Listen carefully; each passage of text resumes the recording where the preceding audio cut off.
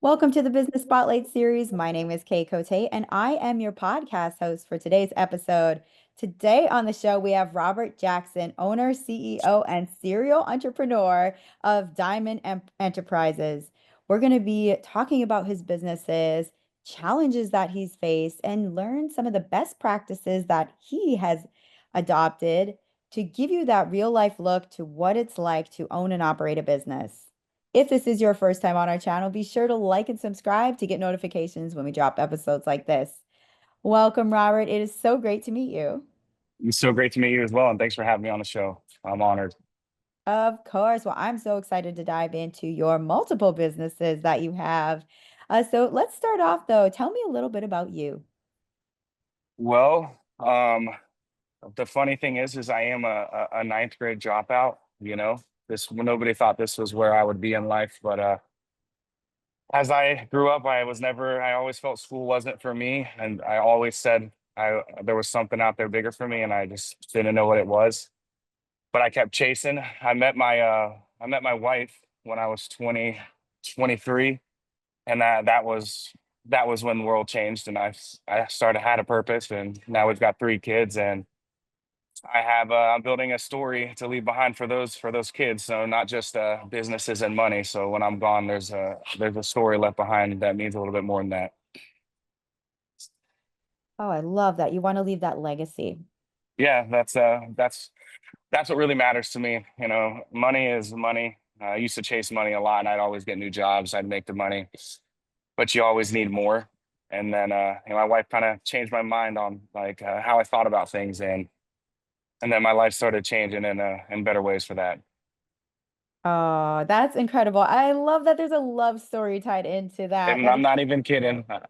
She is the sole purpose of some of the greatest things I've accomplished.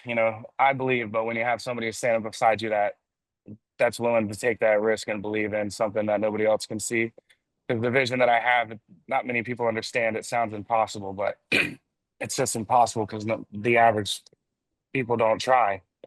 And if you just try, it can be done. Mindset is everything.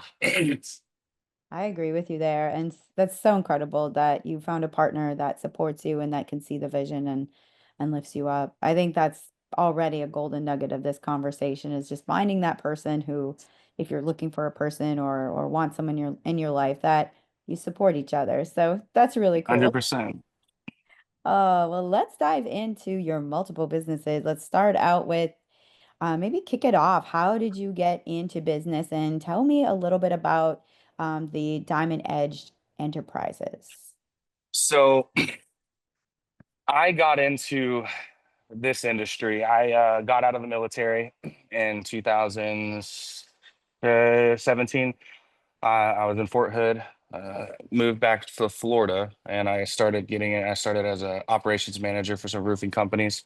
I worked there for a while, and now a good friend of mine, he offered me a position to partner up with him and a developer in Austin, Texas, in 2021. I said yes. I moved out here. I started as a project manager, and I worked under this developer, and I learned a lot. I learned some good things. I learned some things I didn't like, and I took all of those things in one day. I sat in my truck, sitting in front of this one of our developments, and an opportunity came up, and they're like sunrises. They come and they go, and you got to take it when it's there. And I decided to jump, and I created my business, and we started with Diamond Edge Construction. Diamond Edge Construction is a turnkey general contractor. They perform remodels, new construction. Our specialty is multifamily. We then acquired 10 acres in Del Val, Texas, or Del Valley. I guess it really just depends on who we're having that conversation with on the pronunciation. And we are currently engineering 300 units right now. It's in that design phase, and we're hoping to start that build in the next year.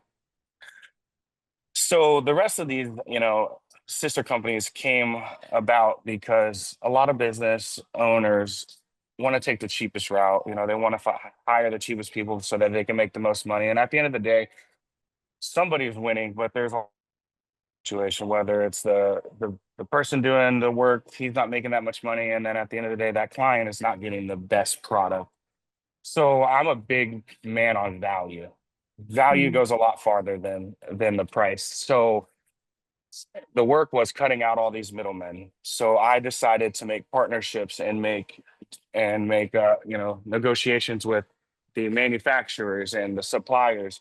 So there is no middleman. So I created the cabinetry company, Diamond Built Cabinetry. I am partnered with the manufacturer. When you hire our company, we install, we get the materials, it's turnkey. There is no in between. Our Diamond Property Group, when you hire us to do a design build, we sell the property, we design it, we build it. We have our own staff. We've contracted an architectural engineer, an MEP engineer. And this isn't all on just having all this money to hire these people. This is on good faith and not being greedy, allowing everybody to have a piece of the pie. Because at the end of the day, you want to get to the top. You ain't getting there alone. And everyone that tries to do it just doesn't work. And I want everybody to get there with me. So I want to bring a whole team, and I want to change people's lives. And that's what matters to me. I don't need a lot. I just April 12th, next month, we actually have our grand opening in downtown Hutto. We just acquired our new office space. We're currently remodeling it right now. It's very exciting.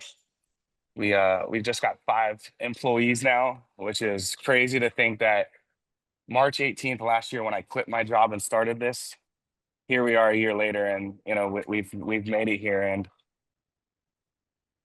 it's just mind-boggling, every day to sit here and be chasing a dream, and sometimes it doesn't even feel real, and to have these people next to you, believe in it, it's a lot of fun, and meeting the clients and allowing them to not only build their product, but do it at a price that isn't ridiculous, so everybody can enjoy. Somebody can buy a house, somebody can make money on their investment. At the end of the day, that's what matters. And I think mm. I'm gonna change the way it's done around here, and it's gonna be something to remember. And it won't be easy, but it'll happen. Oh, well, definitely. Well, thank you for sharing a little bit about what you're working on. There's so much I want to unpack, looking at, let's kind of take it back. You said you've been in this a year now. What is I know as business owners, we often face many challenges, but what is a challenge you faced that you overcame?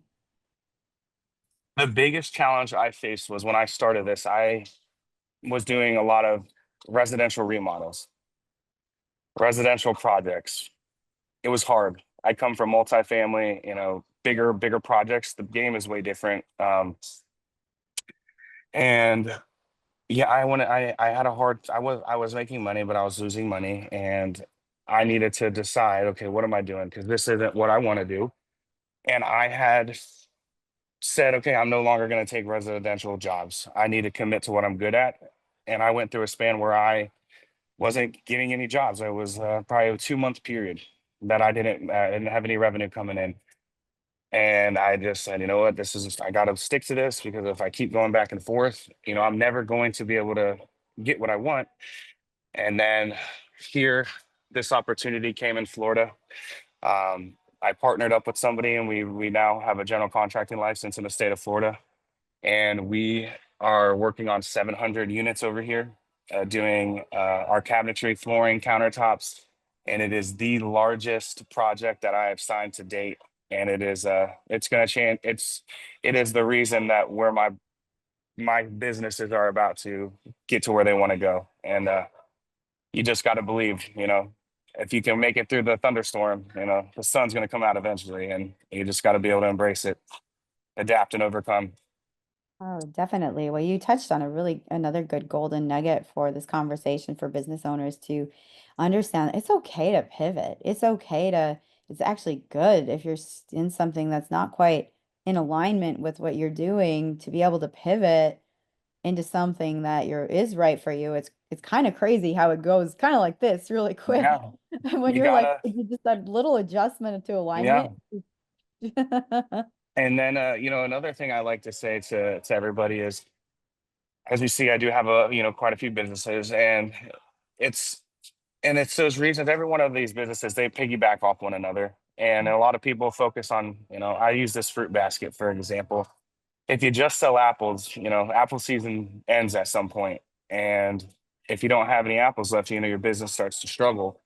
But if you get the bananas, the grapes, the blueberries, and you have the ability to have multiple areas of revenue to come in, you don't have to rely on one person. You can divvy up your businesses and allow yourself to, have a little bit more success that way. And I think that's something that's really helped me out, because each one Mhm. of those businesses at the same time work with one another. So it's, you know, it definitely works out in our favor and in our Oh, clients' favor.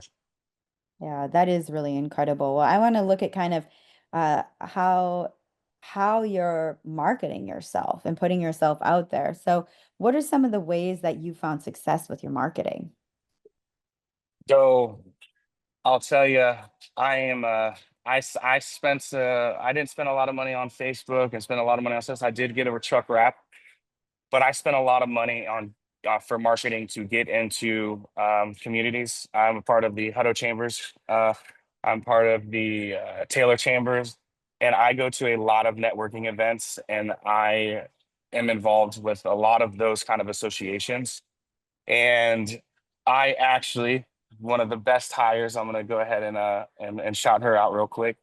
Dina, she is my chief administration officer. She set me up with the Hutto Chamber. She actually enrolled me into there, and here we are a year later. She works for me now. She is my bulldog. She's my gatekeeper. She's badass. Um, and she is one of the best marketing tools I have. She puts me in front of everybody. So I'd have to say she is my marketing right there. She knows everybody, and she is really sets paving the path for to put a footprint down in Hutto. She's doing that for us. Oh, that's incredible. It's like your network really is your net worth. It is. You can go do all that Facebook. I'll be honest. I don't want to spend money on that stuff. I think when I look at it as a personal thing, when you're going to do that, I'm like, it's not real. I want to feel real. I don't want to be sold. People want the products. People want to do stuff. They want to do it with somebody that they enjoy, somebody they trust, and somebody they feel a connection with. And that's what Yeah. I want. I don't want to do something just and pay for it to get somebody. I just don't believe in that method. Yeah, I agree with you there. I think that it just that in person is just such a great way to go, especially if it aligns with your business, which it sounds like that it has for you. Well, looking at the next, like, say, 3 to 5 years, like, what is the vision for your company or companies? So it's a hard question. That and I did. hmm, I do know, and within this 3 to 5 years, I'd like to have Diamond District Properties, which is our land in Del Val. I'd like to have it completed and rent it out. We have a project that I can't say out loud right now, but it is something that's very special to me that we're going to get to do for our city Hutto. And I hope that we are complete within the next year on that project. It's going to be a very big deal. I can't wait to announce it. Oh, that's exciting. I always love new growth. And I think the biggest thing is I hope that I can get some more employees, and I plan on getting them to where they want to be. I want to, I have a bigger vision, and it's really hard to think about 3 to 5 years. I'll be honest with you. I hired people to think for those short term visions, because my long term vision is I see this vision at the very end of the path, and I had to start hiring people to help put the pieces to get there, because I can't see the littler things. And I know that sounds silly, but I have this big vision of where I want to end up, and how I want to have a full enterprise where we are a full turnkey operating company, where there is no service that is being hired that isn't through our company. I want to own start to finish, from an aggregate farm from the MEPs to the whole thing. I want to do something different. I'm Mm. chasing something that isn't done right now, but it'll be done eventually. Yeah, that is so powerful. That's very true. And now, kind of looking at where you're at with your hires, how would you describe your leadership style? I'm a very I guess I'm a good leader. I'm not a manager. I'll make that clear. I'm not a manager. There's a difference. I There is. am a leader. Um, I praise when I take care of my employees, but I don't do excuses. You know, I don't do the BS. You know, I may be hard headed, I may be tough, but at the end of the day, you know, I lead from the front. You know, I'm not going to tell you something to do if I don't do it, and I don't take excuses. You know, if you don't want my job, then I don't think I want you as an employee. You know, Mhm. I want you to want my seat. Because if you don't want my seat, then you don't want it bad enough. And if you don't want it bad enough, then we don't share the same vision. And maybe that's not fair to everybody, but there's somebody out there that will. And I want them to have that opportunity. I think that's really strong too, because it's you're firm but you're fair. Yeah. And I take care.